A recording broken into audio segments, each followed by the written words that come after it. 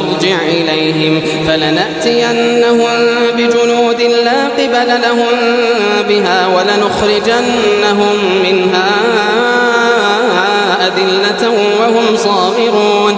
قال يا أيها الملأ أيكم يأتيني بعرشها قبل أن يأتوني مسلمين؟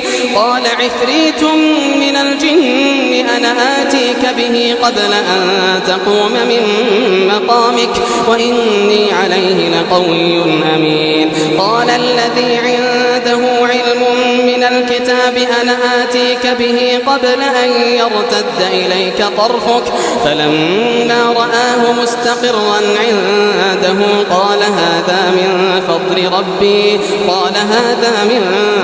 ربي ليبلوني أأشكر أم أكفر ومن شكر فإنما يشكر لنفسه